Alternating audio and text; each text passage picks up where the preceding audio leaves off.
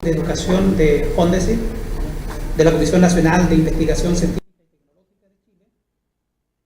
Se desempeña en la Universidad de Tarapacá como profesora titular, impartiendo cursos de dirección estratégica, marketing y liderazgo, tanto en pregrado como en posgrado. La doctora Liliana Pedraja cuenta con más de 100 publicaciones académicas en revistas especializadas e indexadas, tanto a nivel nacional como internacional. Los principales ámbitos son precisamente la educación superior, la gestión, el liderazgo y la dirección estratégica. Y también ha escrito capítulos para libros relevantes en el ámbito de la educación superior en Chile. Adicionalmente, se ha adjudicado importantes proyectos de investigación como investigadora principal y co-investigadora en las líneas de liderazgo y educación superior. La profesora Pedraja ha sido consultora en dirección y gestión de la educación superior en instituciones nacionales e internacionales. Y gracias a su vasta experiencia, ha sido conferencista invitada en múltiples eventos, seminarios, congresos, tanto a nivel nacional como internacional. Yo solo puedo adicionar que cuando uno mira el Google académico, se da cuenta que la doctora Liliana Pedraja tiene 956 citas, con un índice H de 18, lo cual la convierte, sin ningún tipo de exageración, en una referente no solo en Chile, sino que en toda Latinoamérica. Y de nuevo, siendo muy honesto, es un honor contar con la presencia de Liliana, y te damos la bienvenida, y muchas gracias de nuevo por aceptar nuestra invitación. Su conferencia lleva el título de Cultura Organizativa, Liderazgo y Dirección Estratégica en la Educación Superior. Sí. Muchas gracias, doctor Ganga. Hola, buenas tardes. La verdad es que es un agrado estar aquí. Agradezco la invitación del profesor y de este prestigioso grupo, ¿no? Me siento un poco, no sé si merecedora de todos los comentarios recibidos, pero intentaré hacer mi mejor esfuerzo para poder compartir con ustedes en esta ocasión nuestra investigación y un poco la línea de trabajo que se viene llevando a cabo, digamos. Como planteaba Francisco, trabajar en el campo de la educación superior hoy por hoy conlleva un conjunto de esfuerzos, ¿no es cierto?, de desafíos, y yo diría también que un conjunto de proyecciones y demandas que hacen o que llevan a quienes estamos trabajando como académicos en las universidades, en los centros de educación superior, a la imperiosa necesidad de estar muy actualizados, ¿no? Que se requiere trabajar estar al día en lo que se trabaja, en lo que se estudia, lo que se está llevando a cabo en el mundo. Y bueno, con independencia de las miradas, las profesiones de origen, efectivamente mirar al primer mundo y saber qué es lo que se está planteando, cuáles son las corrientes, cuáles son las tendencias para abordar distintos fenómenos de educación superior. En esta oportunidad, agradeciendo nuevamente la invitación, yo he querido compartir con ustedes la aproximación que se está de tópicos que componen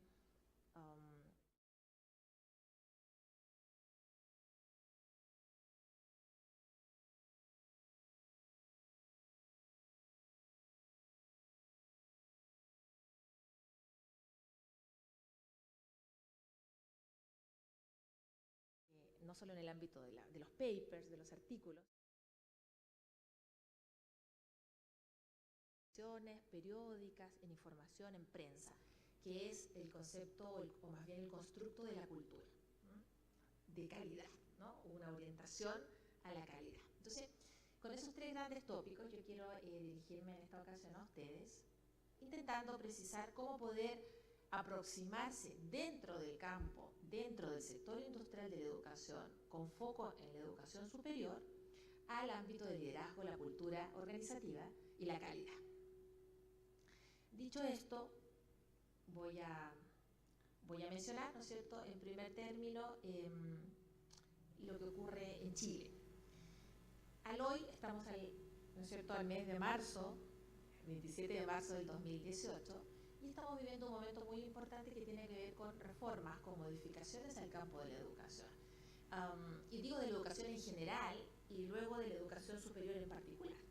O sea, son situaciones que se están viviendo donde hay cambios en términos de dirección, cambios de la perspectiva de la gobernanza, que es el gran tópico que aquí nos convoca, y en especial diría yo que grandes modificaciones en términos de cómo se van a llevar a cabo los procesos de dirección y gestión al interior de estas instituciones. Bien, vamos entonces a mostrar el título, si se puede, y entre tanto yo les voy contando. Al año 2017 entonces nos adjudicamos el proyecto Fondes Irregular, gracias, que tiene los 3 tópicos que ustedes pueden ver ahí.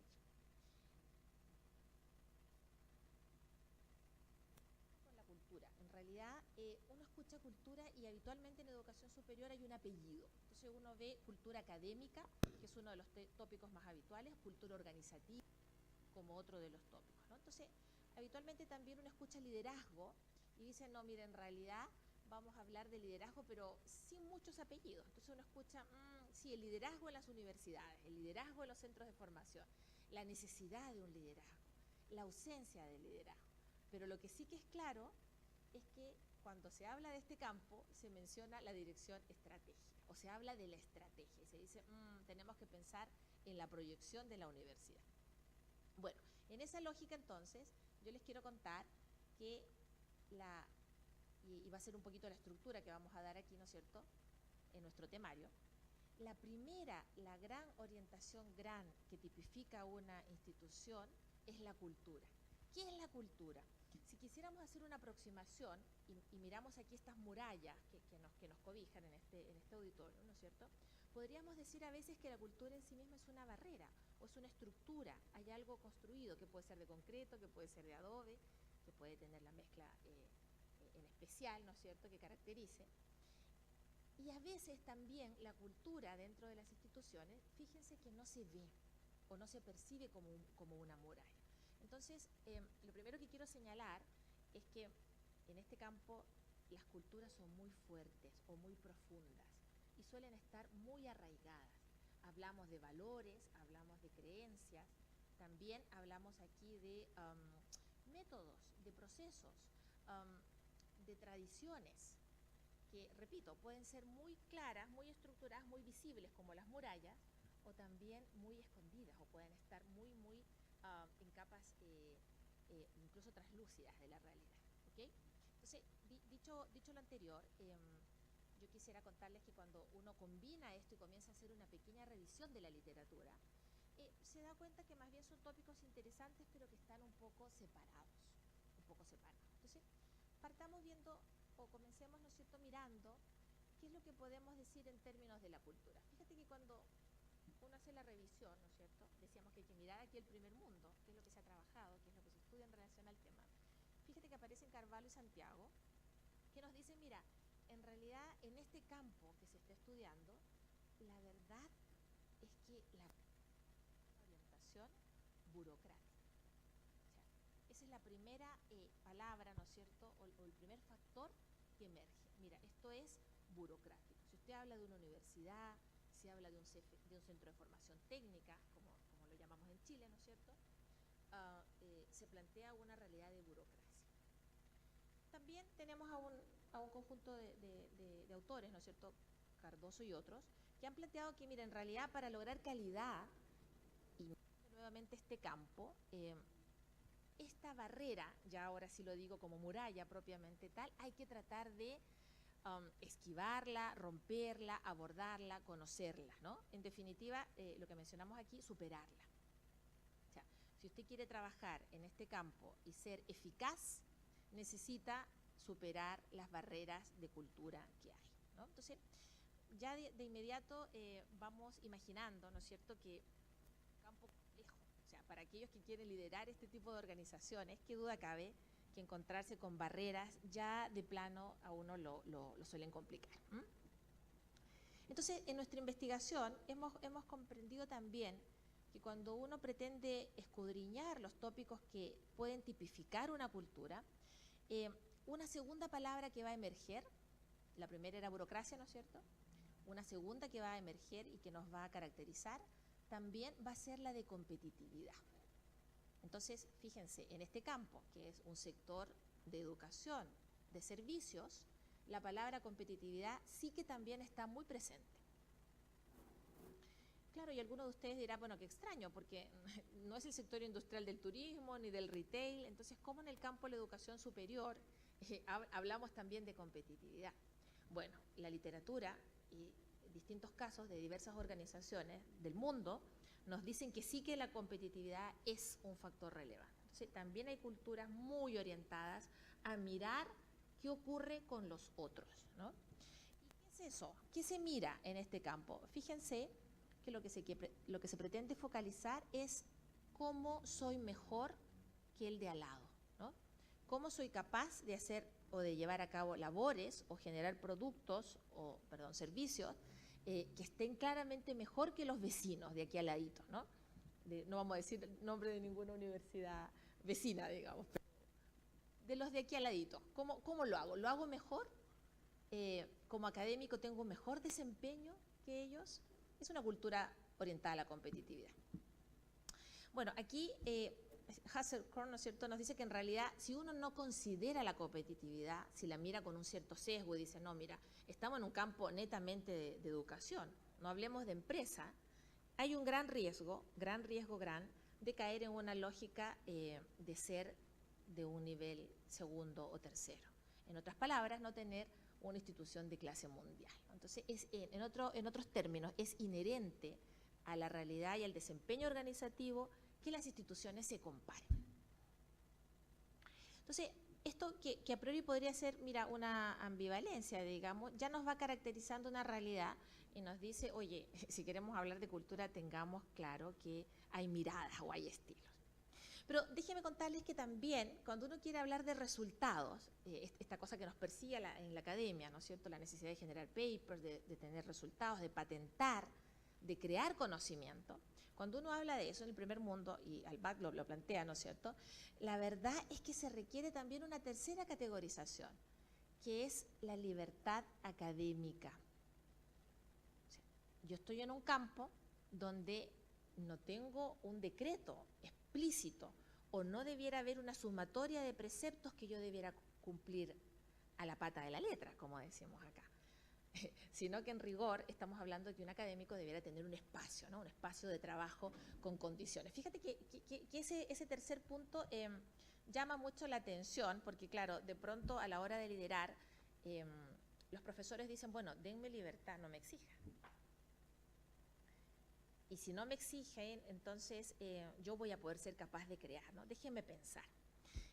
Un poco la lógica de las universidades de hace ya varios siglos, ¿no? Entonces, eso más la necesidad de una clara estimulación intelectual nos dice que el académico lo que quiere es crear conocimiento, desarrollarse. Entonces, por un lado la burocracia, tenemos también por otro lado la competitividad, y fíjate que a continuación ese intento de libertad, ¿no?, de libertad con un cuarto término que es la estimulación intelectual.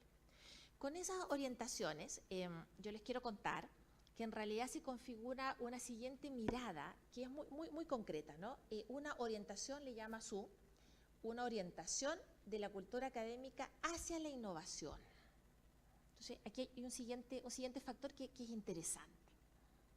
Y otra vez, alguno de ustedes podrá plantear, pero en realidad innovación, otra vez hablamos de empresa o de otro sector industrial, ¿no será de la fabricación, de la telecomunicación? Entonces, emerge la innovación al campo de la educación superior, que fíjate, nos dice la teoría, la revisión conceptual, que si se innova en este campo, tú vas a poder ser capaz de lograr no solo resultados buenos académicos, sino que también otros procesos, formas de enseñanza, bueno, este excelente medio y forma, ¿no es cierto?, de trabajo de medios o de media que estamos haciendo aquí a través de las redes sociales, ¿no es cierto? Otras formas de interacción. Entonces, si usted agrega la innovación en el campo de la educación, se va a encontrar con que hay nuevas formas de trabajo y, por tanto, posibilidad de lograr eficacia. Pero todo esto suena muy bonito y entonces uno dice, claro, muy bien, el primer mundo lo dice, se está estudiando, se investiga en esta situación. Entonces, ¿qué se requiere en concreto? Vamos a lo concreto. ¿Qué se requiere para trabajar en una institución de educación superior que cuente con una cultura interesante, que de pronto la muralla sea bonita, que nos cobije, ¿no? Pero que no sea más bien una trampa para la innovación, para la creación de nuevos productos y servicios, productos académicos? ¿Qué se requiere? Fíjate que nos interesó mucho el planteamiento de este conjunto de autores, ¿no es cierto? Yo solo no pronunciarlo bien, ¿eh? Pues ustedes lo leen ahí, ¿no? Vehviläinen y otros del 2017, que nos dicen, mira, en realidad es muy fácil. ¿Qué requieres? Requieres construir una cultura académica comunitaria. Y aquí emerge un siguiente término, ¿no? En las instituciones de educación superior se trabaja en comunidad. Eso es lo que se requiere. De cara a que tú seas capaz de trabajar, promover, generar políticas de integridad, además, de investigación, de tutorías, trabajar en equipo, abordar procesos con estudiantes, con alumnos de tesis, ¿no es cierto?, de memorias, de pregrado, de posgrado, trabajar en comunidad, de forma tal de que haya una comunicación, fíjate, esto es sociedad del conocimiento, ¿no es cierto?, transparente. Y es un poco lo que estamos haciendo aquí hoy. O sea, hoy se trabaja en comunidad. No estoy en mi oficina encerrado, ¿no es cierto?, trabajando y generando conocimiento y lo guardo. Lo guardo para la tarde o lo guardo para la noche o mañana lo vuelvo a mirar y yo solo lo reviso, ¿no?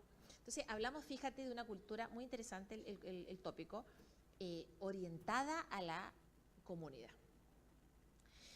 ¿Qué es lo que pasa en nuestras realidades? Y aquí es interesante mostrar o comentar un poquitito lo que ocurre, ¿no? Nosotros hemos llevado a cabo en el equipo de investigación el que yo formo parte, ¿no es cierto?, muchos procesos estratégicos.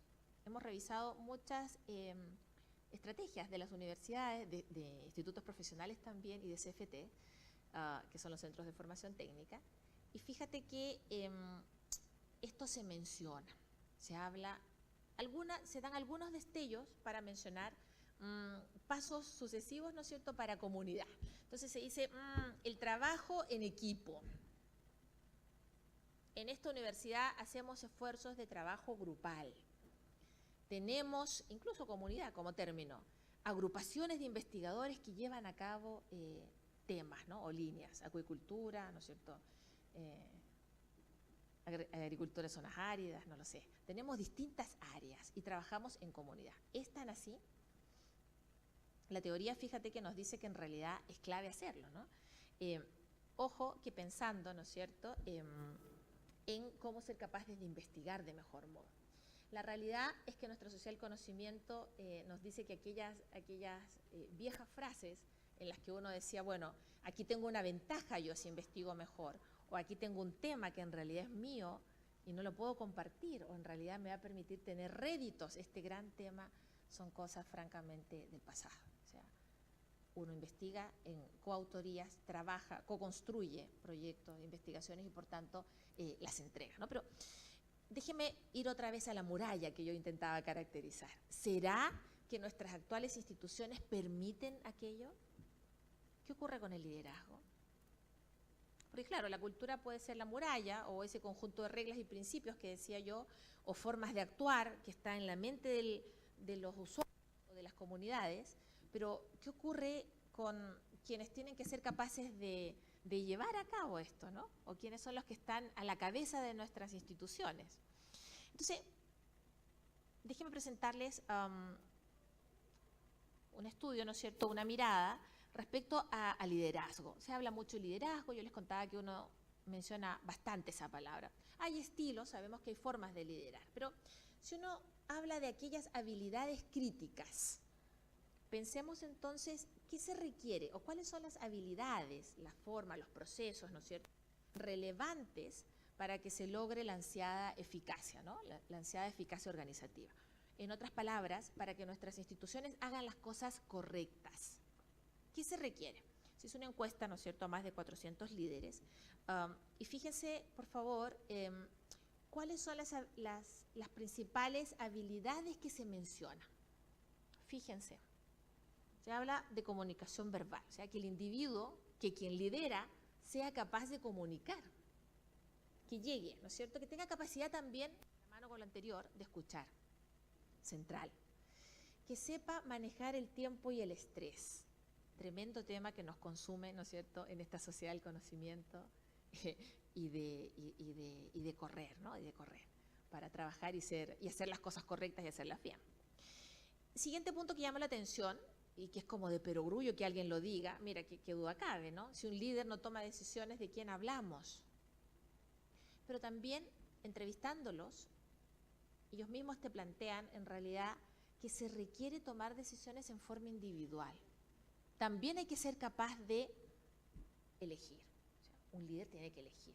No puede contar los votos, ¿no es cierto? Cuántos a favor, cuántos en contra, y por lo tanto ganó el de la mayoría. O sea, un líder tiene que tomar decisiones. Tema central, de cara a la cultura de la que hablábamos al inicio, ¿no? Y fíjense también, y esto es muy interesante, que te habla de reconocer, definir y resolver problemas. Se requiere de líderes en nuestra sociedad, ¿no es cierto?, de personas que sean capaces, entes pensantes, por cierto, pero que vayan a la solución. Entonces, ¿cuántas veces nos pasa que en nuestras propias instituciones o grupos de trabajo o equipos de pronto tenemos muchos diagnósticos, ¿no? En realidad, sí, esto se podría llevar a cabo de este modo. No, yo pienso que la mejor forma es externalizar un servicio aquí en esta universidad. No, la verdad es que necesitamos resolver. O sea, el discurso, el diagnóstico, en realidad no agrega valor. Capacidad para motivar, que duda cabe. Usted requiere un líder que motive, sino ¿de qué habla? También que sea capaz de delegar. O sea, décadas atrás uno escuchaba a líderes decir, no, esto si yo no lo hago, nadie lo hará. Yo soy indispensable. En realidad, nadie puede llevar a cabo esto como yo. Yo tengo las capacidades. ¿Es así? La verdad que nos hablan de delegar, ¿no? De ser capaces, en realidad, de entregar a terceros las responsabilidades de las labores. La responsabilidad no se delega, ¿no? Pero las actividades, lo concreto. Fijación de metas, temas clave. La autoconciencia, aquí se especificaba muchísimo esta lógica de ser consciente de los actos, ¿no? En realidad que hay una consistencia y concordancia entre lo que digo y lo que se lleva a cabo. Formar equipos, ya lo mencionábamos al inicio. Y fíjate que gestionar los conflictos. ¿Qué es eso de los conflictos? ¿Será que las instituciones son mejores si nadie pelea? El conflicto es inherente a la institución. En nuestra experiencia y por las distintas instituciones que hemos podido revisar, analizar y por cierto, conocer también de la literatura internacional, nos dice que esa experiencia nos dice que en realidad el conflicto es inherente a la empresa, sea pública, sea privada, inherente a la organización, sea for profit o non for profit. Y por tanto, la gestión de conflictos es un arte y una ciencia que requiere ser manejada. Hay conflictos que son cognitivos, que están asociados a lo que yo conozco, ¿no es cierto? Y por tanto, a mi línea de especialización. Y yo puedo estar en desacuerdo con un tercero. Pero fíjese que también hay un conflicto, que ese es el negativo, que es de tipo afectivo. Alguien me cae mal. Este colega investiga, pero me mira feo. No comparto mi información con él. No, este grupo en realidad quiere mi espacio físico. No, me siento complicado. ¿No? Cualquier semejanza con la realidad, por favor, no, es solo, claro, una mera coincidencia. Entonces, claro, ¿cómo soy capaz, ¿no es cierto?, de gestionar el conflicto? Entendiendo que existe, y ese es el primer paso. O sea, si usted como líder no es capaz de asumir que en realidad existe el conflicto, lo más probable es que la situación se salga de control. Entonces, destacar aquí, estos son los 10 principales, ¿no? Como aspectos o habilidades que se requieren, fíjate, de un líder. No se dice que el tipo sepa de management, qué curioso, no se habla que el tipo sepa de ser capaz de manejar la estadística más actual o el mercado de derivados, si es un experto en finanzas, sino que habilidades, aspectos concretos que tipifiquen el comportamiento del líder, ¿no?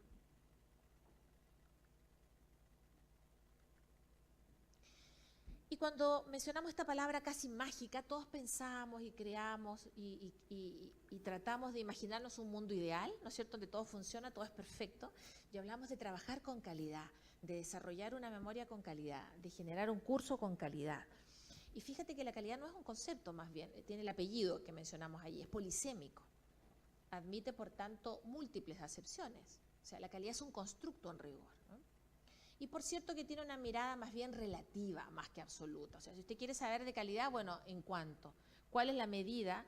¿Cuál es el sesgo para medir, o más bien la vara que usted está usando? Aquí quiero destacar Harvey Williams, que han hecho una tremenda contribución al campo. Ya el 93 ellos fueron capaces de crear sus 5 dimensiones de la calidad. Fíjate, ustedes las van a tener allí, ¿no es cierto?, al 93. Calidad como excepción, Harvey Green acuñan esta lógica de trabajo y te dicen, mira, en realidad los mejores. ¿Quiénes lo hacen bien? Los mejores. ¿Y los mejores son muchos o pocos? No, son pocos. Una segunda variable como calidad de perfección, o sea, yo quiero que las cosas salgan bien en este sector, pero me fijo en los detalles, que se escuche la voz si estoy en una audiencia, en una sala, que hay una imagen. Un tercer factor que aporta Harvey Green tiene que ver con la calidad en el logro de los objetivos. ¿Qué es esto? Uno habla mucho, hay organizaciones que crean N objetivos, 200 objetivos, 40 objetivos. O sea, menos es más. Aquí la lógica del minimalismo, ¿no?, impera.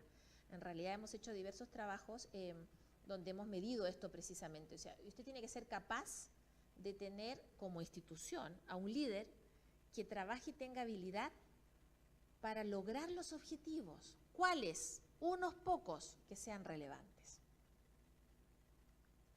Pero luego ellos aportan y aparece el del dinero, ¿no? Aparece el dinero como tal, como tópico. Entonces te dicen, mira, en realidad la calidad también es eficiencia económica. No puedo gastar mucho dinero, muchos recursos monetarios. Quiero saber como sociedad hoy por hoy cuánto vale lo que yo estoy invirtiendo. Si yo tengo un profesor al que le dedico decenas de millones de pesos chilenos para una investigación, ¿cuánto rinde ese profesor? ¿Cuál es el output? Es una mirada que uno podría decir que es incluso economicista, pero la verdad que nuestras organizaciones y nuestros grupos de interés que nos miden y que trabajan, y la sociedad como un todo, exige un desarrollo, ¿no? Finalmente, fíjate que hablan de la transformación. Si usted quiere calidad, sea capaz de mirar si es capaz de construir, valga la redundancia, ¿no?, o de generar. Hay una variable de entrada y luego una de salida.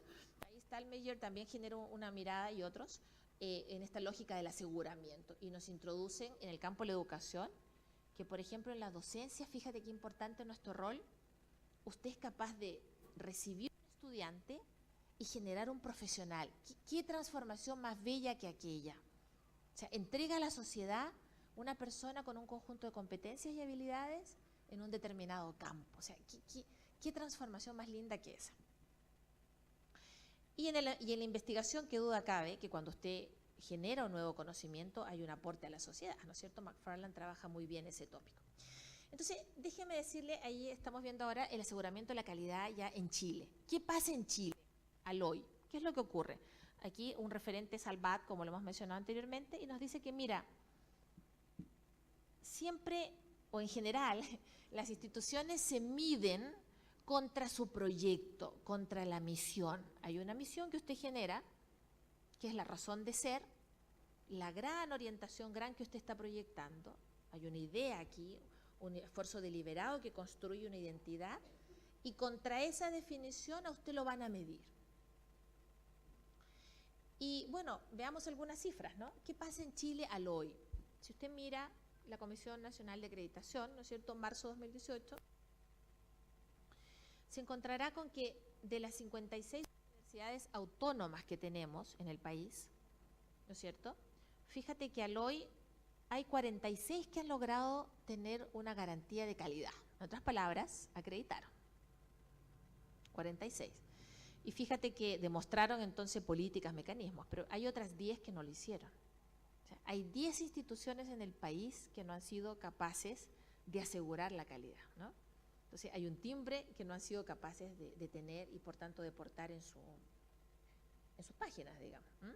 Entonces, claro, uno ve una gran proporción que sí lo ha hecho, pero déjenme decirle cómo lo han hecho. Junto con la misión, y es el tercer tópico que quería plantear en esta ocasión, uno tiene que ser capaz de mirar un norte estratégico. Y ese norte se genera a través de lo que se conoce como la dirección estratégica.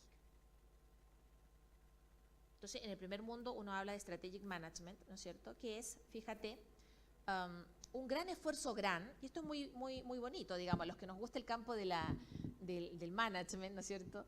Fíjate que es un proceso, ¿no? Cuando usted quiere estudiar la dirección estratégica en su institución, en su grupo de trabajo, un proceso en el cual la organización va a buscar una ventaja competitiva. Mira, yo quiero sostenerla también, quiero ver cómo lo hago bien, cómo soy capaz de agregar valor, pero además, fíjate que para tener éxito voy a ser capaz de descubrir aquellos recursos y capacidades, ese conjunto de habilidades que hay en mi institución, para ser capaz de lograr cumplir los requerimientos de mi entorno. ¿Ok? En un contexto, ¿no es cierto?, social conocimiento, donde en el sector específico que yo compita, debo ser capaz de hacerlo bien. Qué complejo eso, ¿no? Porque todos queremos hacerlo bien. ¿Cómo se logra? Es muy difícil. Bueno, hay distintas formas. Hay una rúbrica allí que creamos, ¿no? En otra ocasión la podríamos discutir o compartir, la rúbrica para medir el proceso de dirección estratégica, porque curiosamente, al mirar la realidad chilena que estamos presentando aquí, nos dimos cuenta que los planes estratégicos estaban plagados de frases comunes. Hacerlo bien, liderar el proceso, ¿no es cierto?, de interculturalidad, llevar a cabo la movilidad social. Frases comunes. Entonces, usted quiere ser capaz de lograr alcanzar una ventaja. ¿Cómo lo hace? ¿Cómo alinea los recursos con las necesidades? Nos gusta mucho esta definición, es una combinación, no lo mencioné allí, del trabajo del profesor Cuervo y de Guerras Martín, ¿no es cierto?, de dirección estratégica. Es clave, me gusta mucho porque es factible de medir, ¿no? Y tenemos una rúbrica que se ha construido donde cada una de las fases y procesos uno las intenta tomar y medir, claro, y aproximar. Bueno, ¿qué queremos hacer entonces? ¿Por qué es importante tener una dirección estratégica? Lo que quiero decir es que si usted no es capaz de delinear el norte estratégico y mirar, ¿no es cierto?, aquí tenemos el modelito, y mirar cómo las instituciones agregan valor, trabajando con los estilos de liderazgo que poseen y los que no, entendiéndolos también, identificando qué tipo de cultura existe en la organización. Si no es capaz de tener claridad respecto a todo eso, lo más probable es que el output que ustedes pueden ver allí en ese modelo sistémico, el output, ya sea medido en años de acreditación o en áreas, lo más probable es que no les favorezca, ¿no? Y hoy por hoy, como mencionábamos recién, a marzo del 2018 tenemos 10 instituciones que no están acreditadas en el país. Entonces, aún estamos un poco lejos, ¿no es cierto?, del óptimo, que es tener la totalidad de las instituciones en esta lógica o búsqueda estratégica que sean capaces de hacer las cosas bien. Me quedan un par de minutos. Simplemente decir que cuando usted conecta estos grandes tópicos, se encuentra también un vasto campo. La verdad es que hay un gran campo de trabajo muy desafiante para medir, para investigar, ¿no es cierto?, para explorar.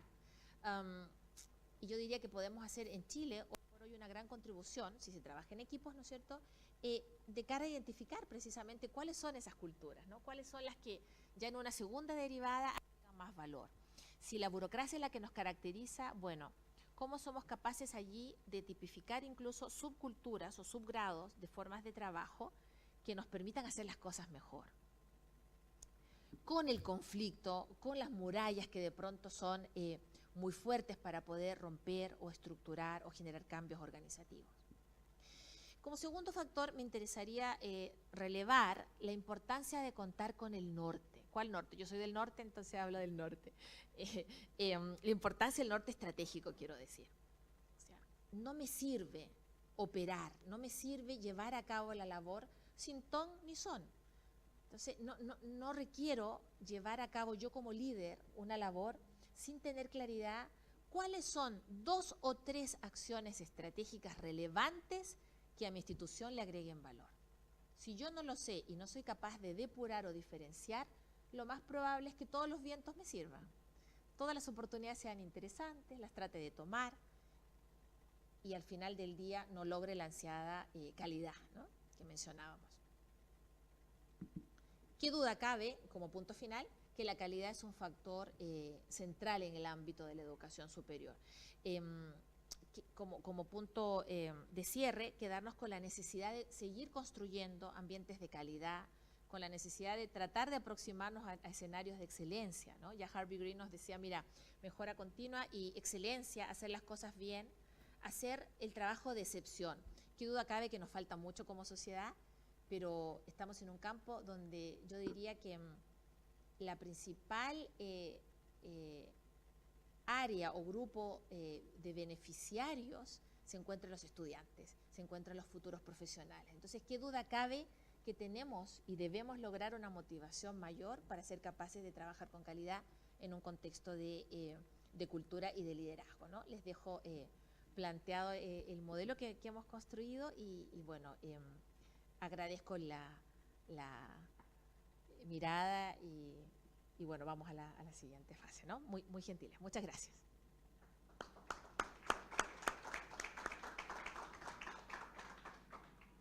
Muy bien, profesora. Usted como muy buena académica se ajustó exactamente al tiempo.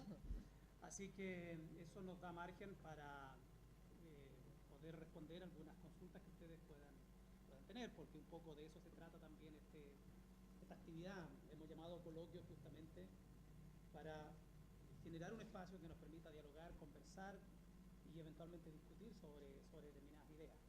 Así es que la segunda fase consiste justamente en eso, que ustedes puedan intervenir con incluso alguna aseveración, alguna sugerencia, y obviamente también interrogantes o consultas que pudieran haber surgido a partir de la presentación que hizo la doctora Pedraja.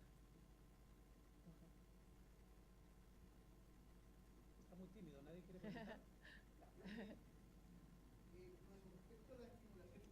Un segundito, ahí vamos a ayudarle para que lo escuche todo el mundo. Buenas tardes.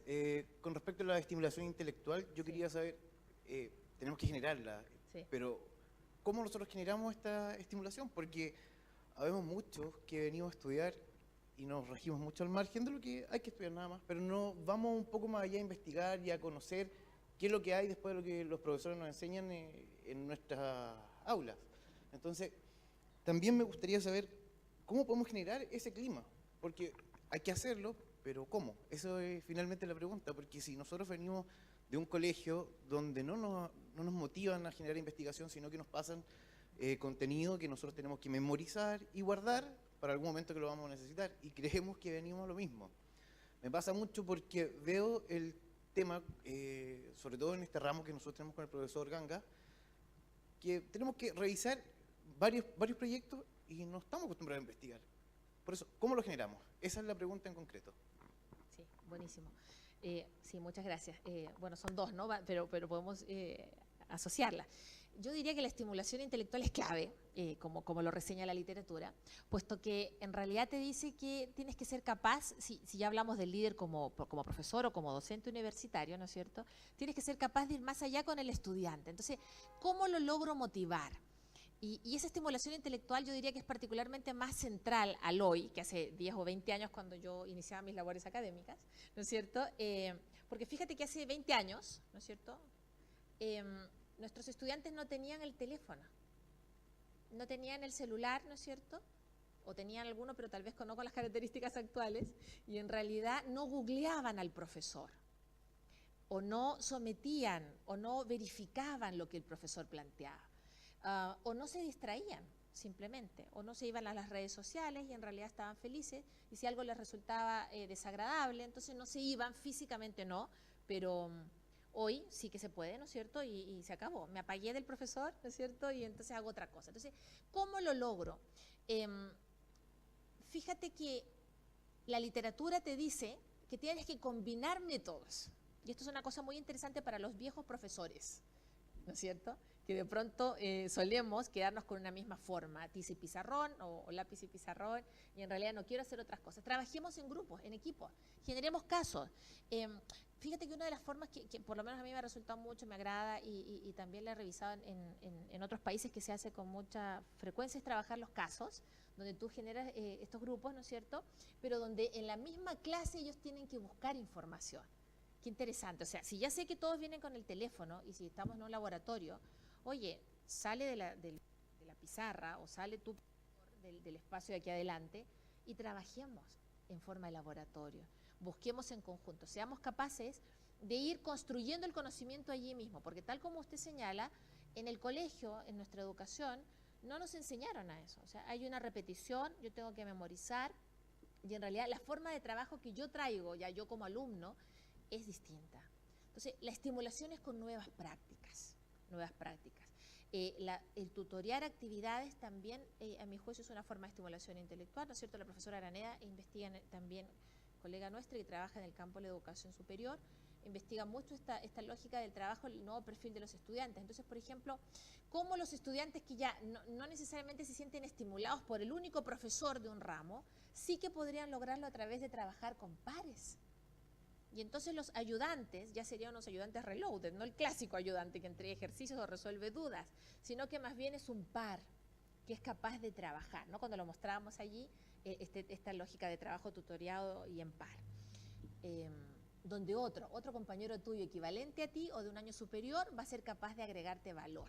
Y de pronto no va a ser tan aburrido como el viejo profesor de estrategia o la vieja profesora de estrategia, ¿no? Entonces, esa estimulación. Pero junto con ello, es interesante lo de la generación del clima que tú señalabas. Estamos haciendo una investigación con colegas de una universidad de aquí de Santiago, donde mirábamos o estábamos midiendo el clima. ¿Qué pasa con el clima dentro de la organización? Tema cercano a nuestra lógica de cultura que señalábamos hoy. Y fíjate que el clima organizativo es responsabilidad del líder. O sea, no se puede hacer a un lado. El clima no tiene que ver con el tiempo, no tiene que ver porque había frío, había calor, sí tiene que ver, hay factores ambientales, ¿no? Que son higiénicos. Pero el líder es el llamado a generar un clima de trabajo adecuado. Entonces, cuando usted dice, bueno, ¿cómo logro la estimulación? Y cómo hago también, ahora ya pensando en la sala de clase, en ese profesor incluso, que es el que está liderando allí, oye, es responsabilidad de él. O sea, el profesor es llamado, aquí hay una obligación moral, ¿no? Fulan habla de eso, aquí hay un deber moral del profesor para ser capaz de tomar, de atraer a ese estudiante, que no se vaya, ya busquemos algo, tengamos un instante para las redes, pero trabajemos con las redes como ahora en esta ocasión. Necesito estimular nuevas metodologías, nuevos procesos y nuevas prácticas de trabajo. No sé si... Muy bien, profesora. ¿Alguna otra pregunta? Allá, el micrófono va para allá. Hola, buenas tardes. Buenas tardes. Con el tema del liderazgo, que usted lo señalaba al final también, es un tema que nosotros tocábamos la clase pasada. Yo sé que viene de las instituciones, ¿no es cierto? Pero ¿quién supervisa? ¿Cómo nosotros podemos tener, no profesores modelos tipo, ¿no es cierto? Porque no es una automotora, digamos, que todos los profesores fueran iguales, pero ¿cómo supervisamos que eso se plasme en realidad, se ejecute? Porque ahí usted da 10 puntos de liderazgo, y el liderazgo es fundamental dentro de la clase, porque en el fin de cuentas el profesor es el que toma el ramo. Pero ¿cómo una institución va a supervisar eso, que se plasme? Una cultura, usted lo hablaba también de comunitaria, ¿no es cierto? Pero la idea, porque por ejemplo los profesores todos los semestres nos dan la pauta, lo que le dice la institución que tiene que pasar, Sí. pero nosotros vemos media pauta de eso, o 3/4 partes de eso, y nosotros al otro semestre venimos con una carga menor. Entonces se supone que el profesor, el líder, viene ya esquematizado que tiene que pasar ciertas materias. Entonces yo por ahí me pregunto, ¿cómo lo ve usted de eso, la investigación que usted realiza o que está haciendo también? ¿Cómo poder esto que se dé en teoría, que se plasme efectivamente? ¿Y cuánto tiempo usted cree que va a tomar esa transformación en la aula, definitivamente? Sí, gracias. Interesante la pregunta, y fíjate que yo la quisiera, o quisiera intentar responderla, o que conversemos en relación a ello desde la política pública. Fíjate, voy a saltar un poquitito más arriba y voy a volver luego al profesor. Fíjate que la política pública nos dice que en realidad nosotros tenemos que ser capaces de rendir cada peso que se invierte en educación. Y fíjate que el Estado, nuestro Estado, ¿no es cierto?, de Chile, invierte un poquito más bien en educación superior, poquito, y le va bien, o más bien, al país, comillas, en el contexto OECD, fíjate que le va bien en educación superior invirtiendo poquito. ¿Cuál es la lectura de eso? Si usted invierte poquito y le va bien, ¿va a querer invertir más o no? sigo invirtiendo poquito, es bajísimo. Cuando usted habla de un 0,38 para hablar o para pensar en los presupuestos de ciencia y tecnología, es nada como porcentaje del PIB, ¿no es cierto? ¿Qué país invierte mucho? Brasil, claro, hay una posición relativa, ¿no es cierto? Se acerca, o pasa el 1. Esto es lo macro, lo muy macro. Entonces, ¿qué nos dice este Estado? Nos dice, oye, ¿sabe qué? Usted, si pertenece al mundo público, en su universidad, invierta bien los recursos, hágalo bien. Hay organismos controladores, la Contraloría. Y entonces nos dice que tenemos que llevar a cabo los procesos en forma adecuada. Vamos a la sala de clase.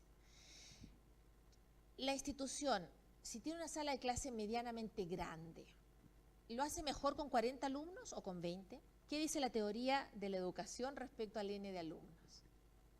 Mientras menos alumnos lo va a hacer mejor. Pero ¿qué pasa con esa política pública que nos dice que hay que redistribuir los recursos y hay que hacerlo bien? Oye, que hayan 40. O sea, ¿voy a tener 2 grupos para repetir lo mismo? ¿O mejor tengo una sala que ya la tengo, está en la inversión, está hecha la infraestructura, mira esta sala, qué linda? Entonces, ¿sabes qué? Tengamos más alumnos en la sala. Entonces, ¿cómo de algo tan macro como la inversión escasa que tenemos en educación superior puede influir en una mirada tan reduccionista que al final del día varias instituciones tengan que caer en eso, en esa reducción? La vía real es que, y nos muestra en muchos casos, que esto ocurre.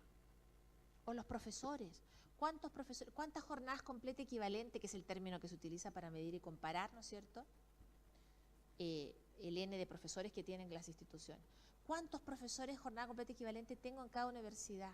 O los llamados profesores taxis, que forman parte de nuestra realidad, ¿no es cierto? Profesores hora que tienen que ir de una institución a otra. Entonces, plagados de ejemplos, donde, como usted señalaba, al final del día llega la realidad y dice, bueno, ¿cómo se logra?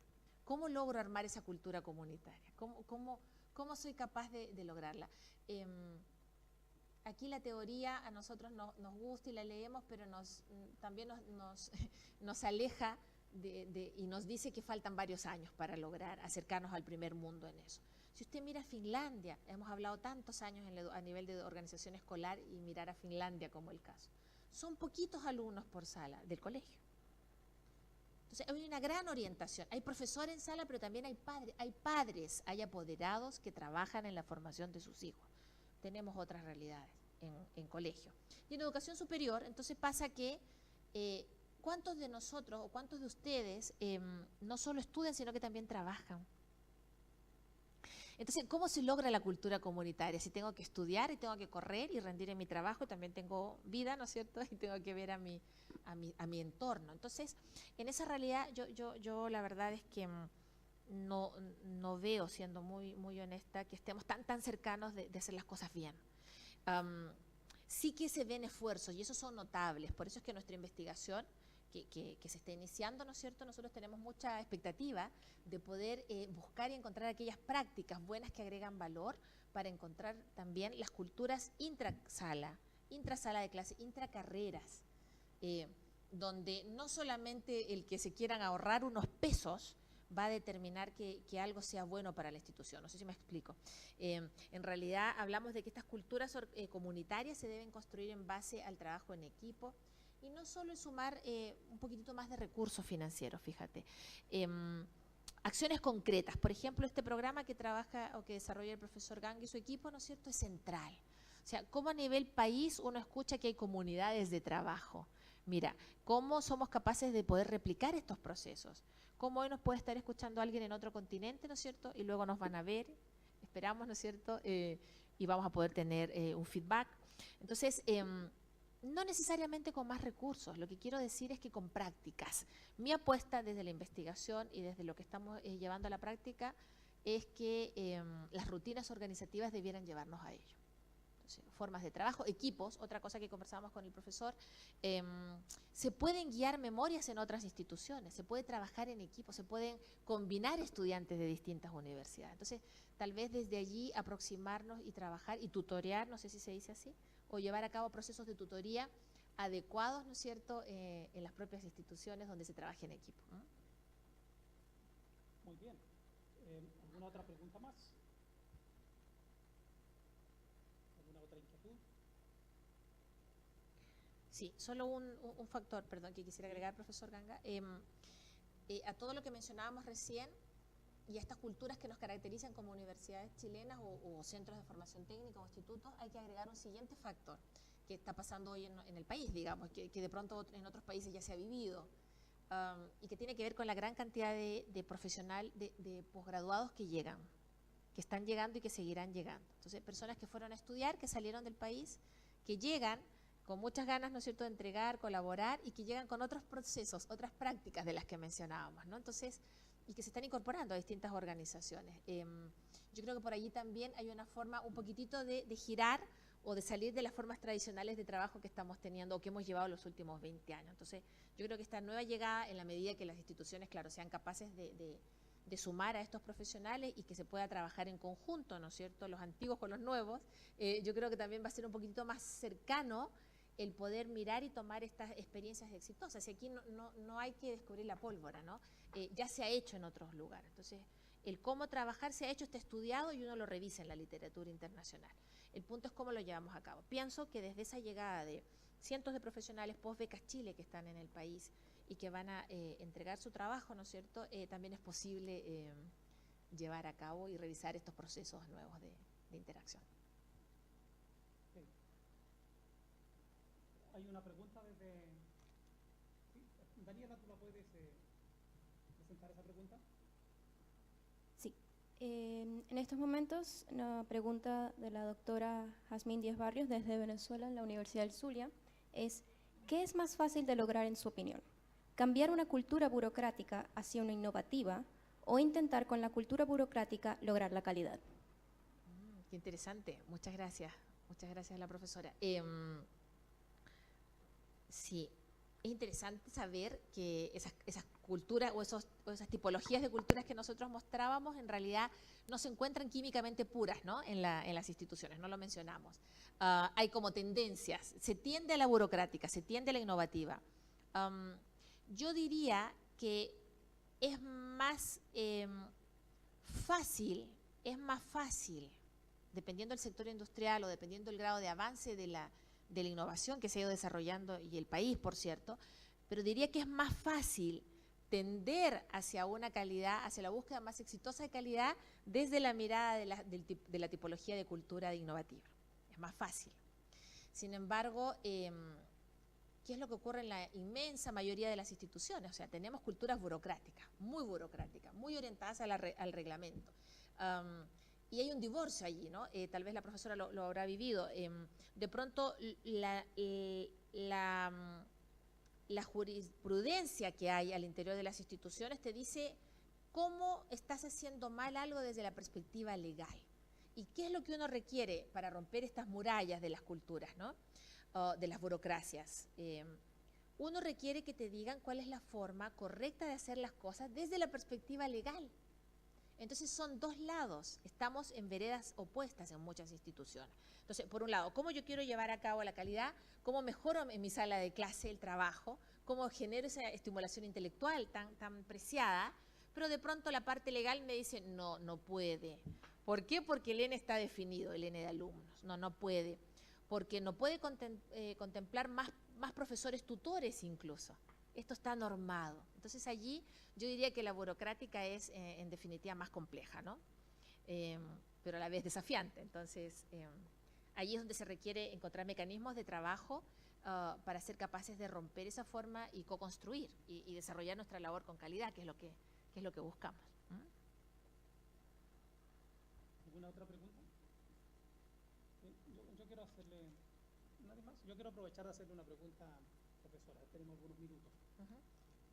Me gustaría saber, usted, en la presentación, yo señalaba que tiene más de un centenar de publicaciones. De ellas hay un alto porcentaje que tienen que ver con los temas de liderazgo y dirección estratégica, esas 100.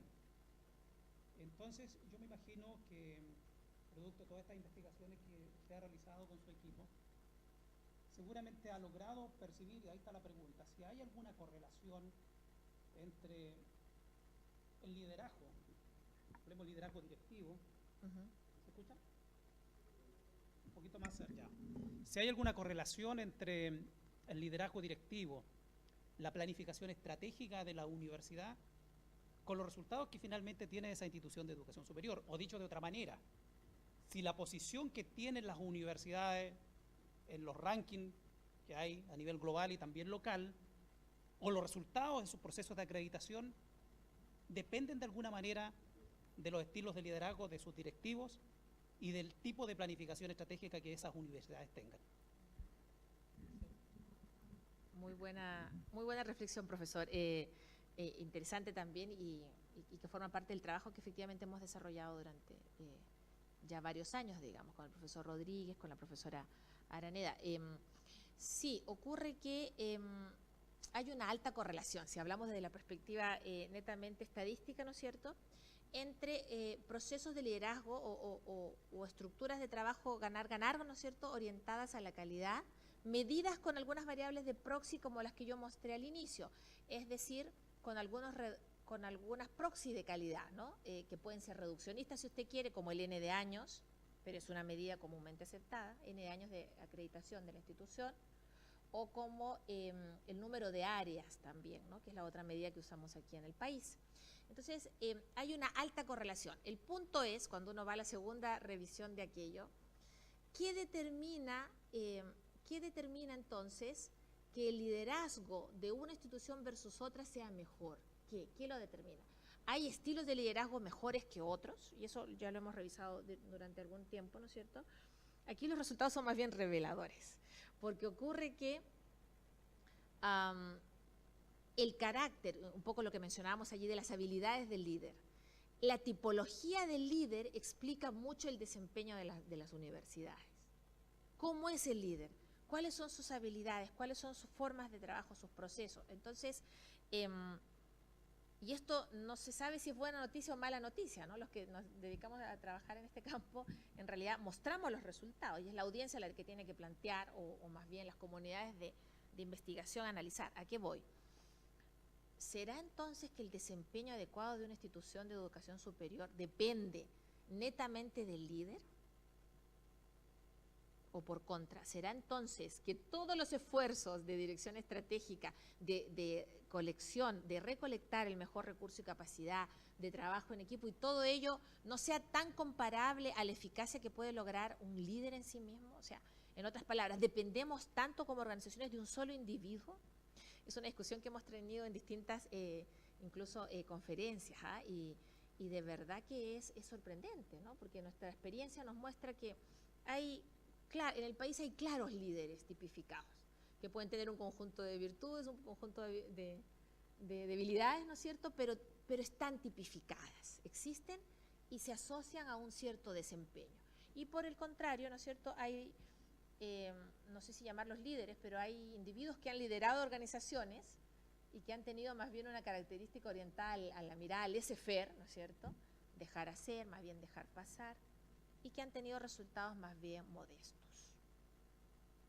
Entonces, eso nos lleva a la reflexión. ¿Será que todo casi que debiera conllevar a un trabajo de búsqueda o de headhunters, ¿no es cierto?, las instituciones, de un líder que tenga un conjunto de características observables, mirables, copiables, o de aprendizaje organizativo que nos permitan liderar de mejor modo esta búsqueda de la calidad? Entonces, es bien curioso, digamos. O sea, en otras palabras, y desde la perspectiva estadística hay una alta correlación entre el desempeño del líder y los resultados que él tiene. Medido esto o mediado por la variable de dirección estratégica. O sea, las instituciones que tienen planes que la verdad es que están llenos de frases comunes y de estructuras más bien teóricas, que no han hecho un profundo análisis del entorno, ni una rigurosa medida de los recursos y capacidades que poseen, muestran resultados más bien magros. Si usted me apura, de las 10 universidades que mencionábamos recién, que no están acreditadas, yo podría tener los planes estratégicos acá, que los hemos revisado todos, ¿no es cierto? Podría tenerlos y mostrarles la correlación. O sea, de verdad, un mal plan, o sea, un documento que es por cumplir en realidad una sumatoria de páginas escritas, sin una lógica, sin un norte estratégico, te llevan de verdad que al fracaso organizativo. Puedo tener 20 objetivos y eso no es estrategia. La estrategia, como lo decía el famoso Porter, ¿no es cierto?, es elegir, y usted tiene que optar por 2 o 3 o 4, es algo específico que agregue valor, que los diferencie de su competencia, pero donde hay que elegir. Y ese elegir de pronto es el que, esa ausencia de elección y tomar todas las oportunidades que el entorno ofrece, yo diría que es lo que ha caracterizado a las instituciones que hoy por hoy tienen mal desempeño en el país, diga. Usted ha trabajado en Iberoamérica, ha visto otros ejemplos. A mí me ha tocado revisar Perú y Chile, digamos, en trabajos previos de toma de decisiones y de conflicto, y la verdad es que los resultados son clarísimos. Si tienen mala estrategia, los resultados están garantizados. De cara a largo, usted podrá tener suerte de pronto, ¿no? Pero una golondrina no hace el verano. Entonces, eso. Muy bien, no hay más preguntas, parece. Estamos en la... ¿Podríamos tener espacio para una más? El profesor Juan Abello, le vamos a dar la palabra.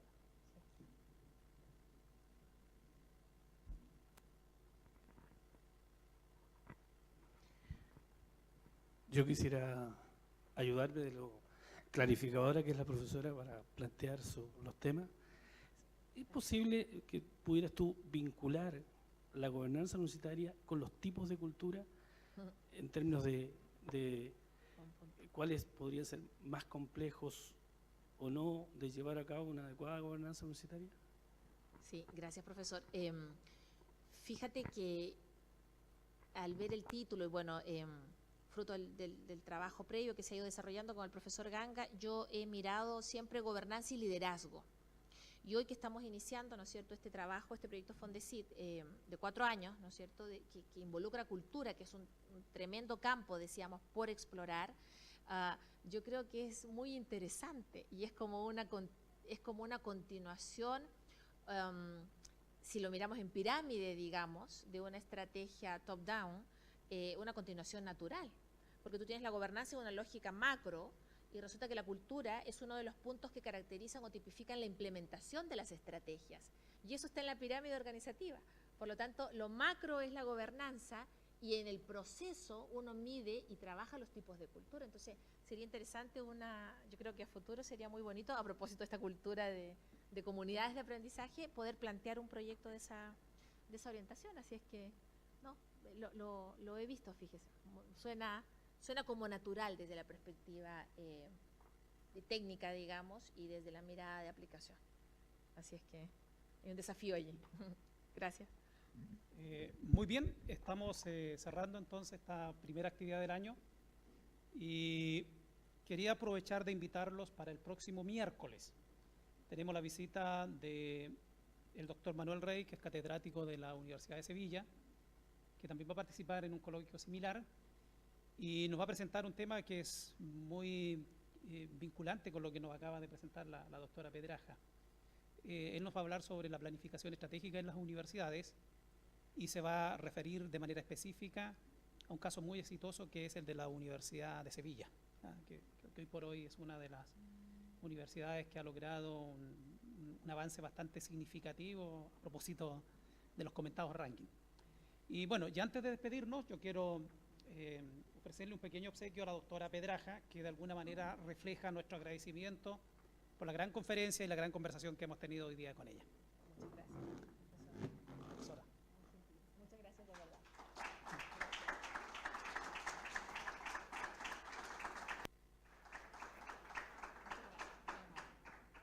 Muy bien, muchas gracias y nos seguimos viendo en otra de nuestras actividades. Esté muy bien.